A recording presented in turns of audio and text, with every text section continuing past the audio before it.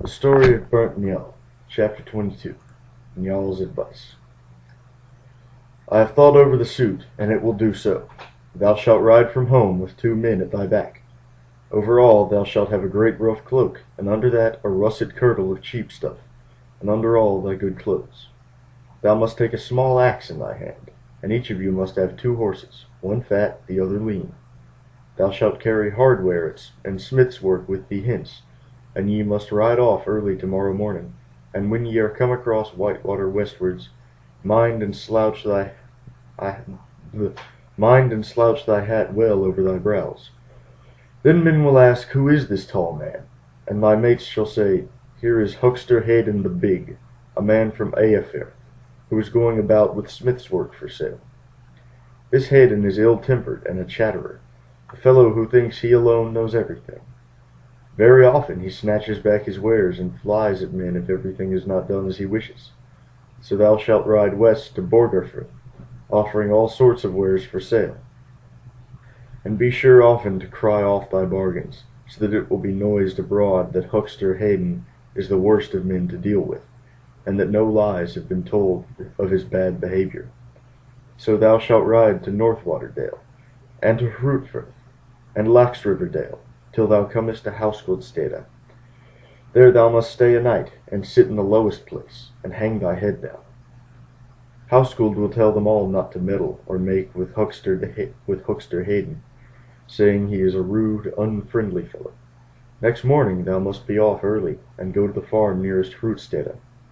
There thou must offer thy goods for sale, praising up all that is worst, and tinkering up the faults. The master of the house will pry about and find out the faults. Thou must snatch the wares away from him, and speak ill to him. He will say, 'Twas not to be hoped that thou wouldst behave well to him, when thou behavest ill to everyone else. Then thou shalt fly at him, though it is not thy wont, but mind and spare thy strength, thou mayest not be found out. Then a man will be sent to Hrutsteda, to tell Hrut he had best come and part you. He will come at once, and ask thee to his house, and thou must accept this offer. Thou shalt greet Hrut, and he will answer well. A place will be given thee on the lower bench over against Hrut's high seat. He will ask if thou art from the north, and thou shalt answer that thou art a man of Afair. He will go on to ask if there are very many famous men there. Shabby fellows enough and to spare, thou must answer. Dost thou know Reykjerdale and the parts about? He will ask. To which thou must answer, I know all Iceland by heart. Are there any stout champions left in Reykjerdale? He will ask. Thieves and scoundrels, thou shalt answer. Then Hrut will smile and think it sport to listen. You two will go on to talk about the men of the Eastfirth quarter, and thou must always find something to say against them. At last your talk will come to Riverdale, and then thou must say there is small choice of men left in those parts since Fiddle Mord died. At the same time sing some stave to please Hrut, for I know thou art a skald.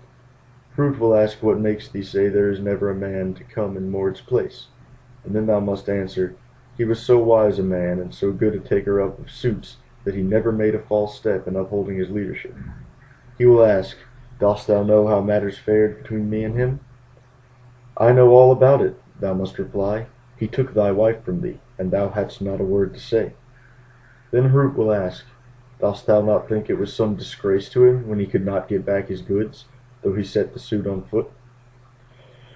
I can answer thee that well enough, thou must say. Thou challengest him to single combat, but he was old, and so his friends advised him not to fight with thee, and then they let the suit fall to the ground. True enough, Hrut will say, I said so, and that passed for law among foolish men, but the suit might have been taken up again as another thing, if he had had the heart.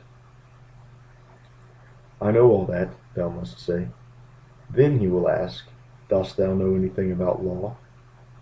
Up in the north I am thought to know something about it, thou shalt say, but still I should like thee to tell me how this suit should be taken up.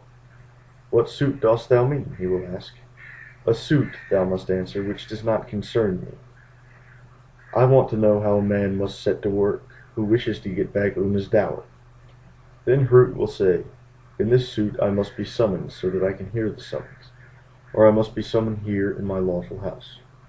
Recite the summons, then, thou must say, and I will say it after thee. Then Hrut will summon himself, and mind and pay great heed to every word he says.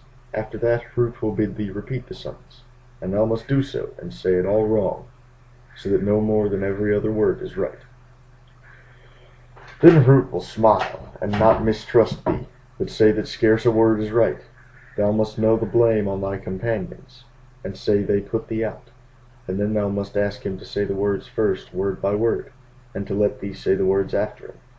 He will give thee leave, and summon himself in the suit, and thou shalt summon after him there and then, and this time say every word right. When it is done, ask Hrut if that were rightly summoned, and he will answer, there is no flaw to be found in it. Then thou shalt say in a loud voice, so that thy companions may hear, I summon thee in the suit which Una Mord's daughter has made over to me with her plighted hand. But when men are sound asleep, you shall rise, and take your bridles and saddles, and tread softly, and go out of the house, and put your saddles on your fat horses in the fields, and so ride off on them, but leave the others behind you. You must ride up into the hills away from the home pastures, and stay there 3 nights, for about so long they will seek you. After that ride home south, riding always by night and resting by day. As for us, we will then ride this summer to the Thing, and help thee in thy suit. So Gunnar thanked Njal, and first of all rode home.